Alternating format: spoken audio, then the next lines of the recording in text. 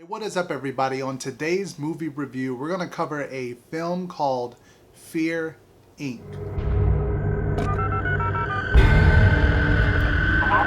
Fear Inc. Fear Inc. is starring Lucas Neff. I'm going to go with Neff. He was on the Fox TV shows called Raising Hope.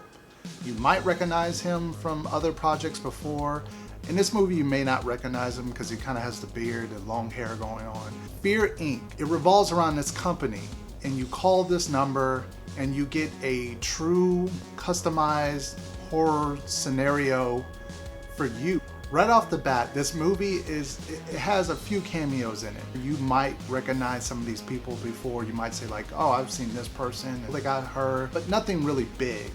The idea is really there, especially in this movie where Joe Foster in the movie, his obsession is with horror movies. He loves all horror movies, from classics to modern slashers.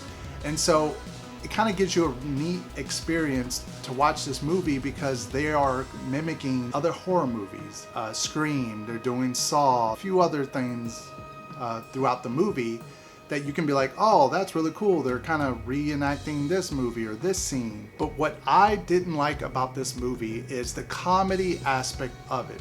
Some parts were very funny. Some parts were just okay. And really, I think the lead actor, Joe, I didn't really like his character. Through most of the beginning part, he was okay. Up until the experience started, then I got really annoyed with his character really quick. He's just like, oh, I think they killed the neighbor. I mean, if they did, that's pretty cool. I don't know anybody who would think that's really cool. I get it that he loves being in a horror movie, but I think it would have been cooler if we would have seen him either really freak out, being that he loves horror so much, but now he's in a horror situation and now he can't cope with it, or the factor of that maybe he figures out how to get out of each scenario from a horror movie throughout the film. That would have been really cool, but instead he's just kind of going off and on about he loves this thing and oh, that's really cool, and is that fake, and that's blood, and it kind of takes you out of the experience. I feel if this is real or not. They play with that overall theme throughout the movie of whether things are real or whether they're not. And there's a couple points of where it switches sides and you never quite can tell where things are throughout the movie. Some of the other actors and actresses did a fine job, and I don't think Joe did a bad job. I just think his character was written in a way that is very annoying throughout the movie. But overall, I think, if you have the time, I think it's easily worth checking it out. If you really dig the comedy, especially maybe about 20-30 minutes into the movie, then you're gonna enjoy the rest of the ride for this movie.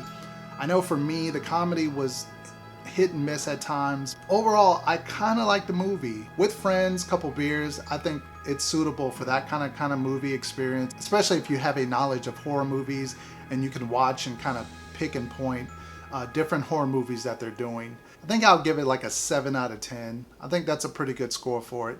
Anyway, guys, let me know if you enjoyed this review. If you're going to watch the movie, it is called Fear Inc. It is out now on VOD. You can check it out. Should hit a thumbs up. Please subscribe if you haven't to the channel for more movie reviews on the way. Thank you very much for watching this review. And until next time, peace.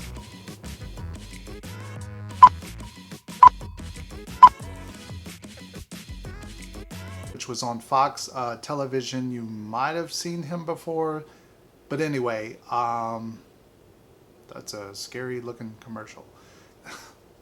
That is a weird looking commercial. Anyway, he was on the Fox TV show Raising Hope, which was on a